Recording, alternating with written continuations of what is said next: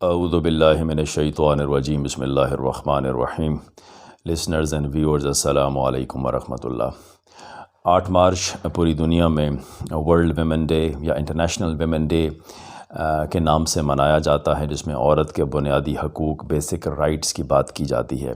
پاکستان میں بھی بہت عرصے سے یہ دن اہمیت کا حامل ہے. عورت کے بیسک رائٹس، فنڈامنٹل رائٹس اور women development, women empowerment and women emancipation پہ بات کی جاتی ہے. لیکن پچھلے کچھ عرصے سے ایک نیا فنومینا عورت مارچ کے نام سے ہے.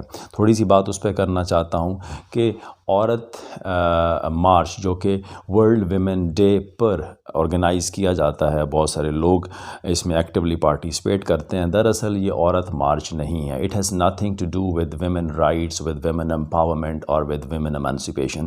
انفیکٹ یہ LGBT مارچ ہے. اس میں LGBT کمیونٹی پارٹیسپیٹ کرتی ہے اور اس میں LGBT ایجنڈا کو پروموٹ کیا جاتا ہے.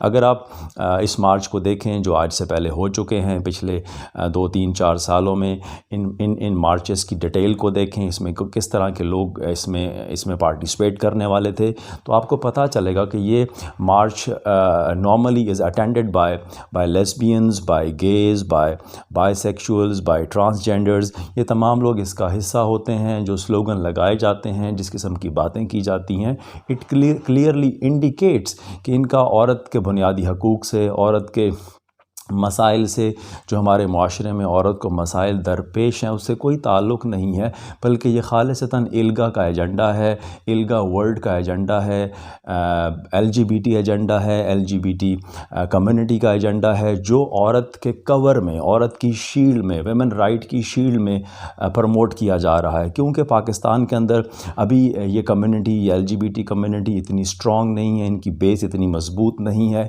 کہ یہ اپنا نعرہ اوپنلی استعمال کریں، یہ اوپنلی کلیم کریں اور یہ LGBT مارچ کو LGBT مارچ ہی کہیں. لیکن کیونکہ یہ ویک ہیں، اس لیے نارملی یہ ٹرانسجینڈر کا سہارا لیتے ہیں، یہ ویمن ڈے کا سہارا لیتے ہیں، عورت کے حقوق کی شیلڈ یوز کرتے ہوئے یہ اپنا سینسٹر اینڈ ہینیس ایجنڈا سامنے لا رہے ہیں. تو آپ کو اس پہ بہت کلیئر ہونے کی ضرورت ہے کہ یہ جو مارچ ہوتا ہے، جو پاکستان کے بڑے شہروں میں، اور ایک بہت ہی مائنیوٹ منورٹی اس میں پارٹیسپیٹ کرتی ہے، جو انفیکٹ سوشل ایکسکلوژنز ہیں، ان کا سوسائٹی میں کوئی اسٹیک نہیں ہے، کوئی امپیکٹ نہیں ہے، کوئی امپورٹنس نہیں ہے. And they have nothing to do with the real life problems of the women.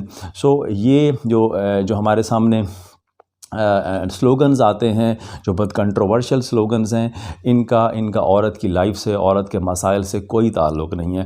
آزادی نصفہ کی بات کی جاتی ہے. کیا پاکستان میں عورت غلام ہے؟ کیا پاکستان میں عورت قید ہے کہ اس کو آزادی دلوائی جائے؟ یقیناً پاکستان میں عورت قید نہیں ہے، غلام نہیں ہے.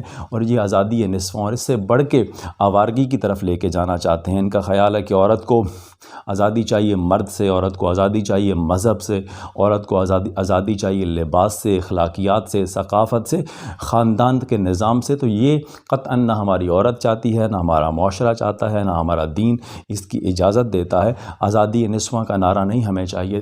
ہمیں جو ضرورت ہے وہ تحفظ نصفہ کی ہے، کہ ہم عورت کے حقوق کا تحفظ کریں، عورت کے مسائل کا حل کریں. عورت کو جو معاشرے میں مختلف مسائل کا سامنا ہے، اس پر کام کیا جائے. وہ گھر کے اندر ہے، وہ گھر سے باہر ہے، وہ کسی ادارے میں پڑھتی ہے، وہ کہیں پر جاب کرتی ہے، وہ ٹریولنگ کرتی ہے، وہ بزنس کرتی ہے، وہ کہیں پہ کولیگ ہے، وہ کہیں پہ نیبر ہے.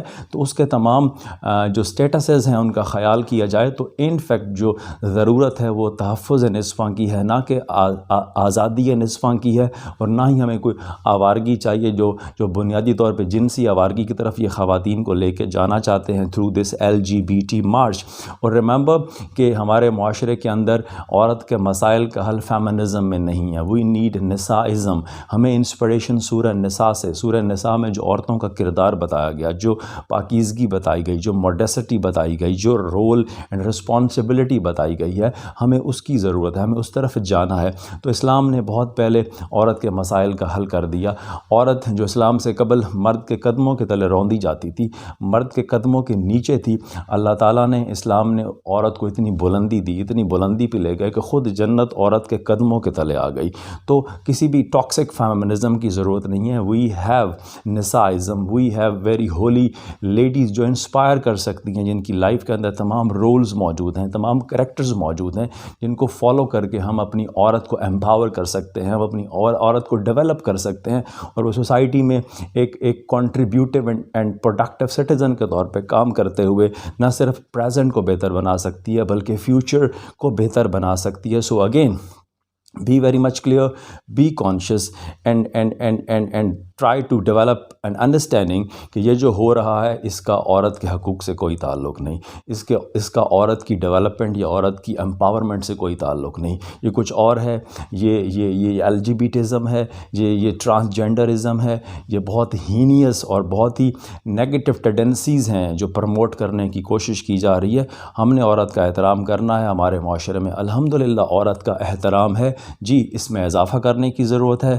جہاں عورت کو مسائل ہیں ان مسائل کو حل کیا جائے. اس کے بنیادی مسائل ہیں تعلیم کے، روزگار کے، اس کے جان کے، مال کے، عزت کے. تو عورت کے تمام جو روپ ہیں، تمام شکلیں ہیں، تمام کردار ہیں، ان کا احترام کیا جائے. اور آخر میں یہی کہوں گا کہ عورت کے کسی روپ کی تحقیر نہ کرنا.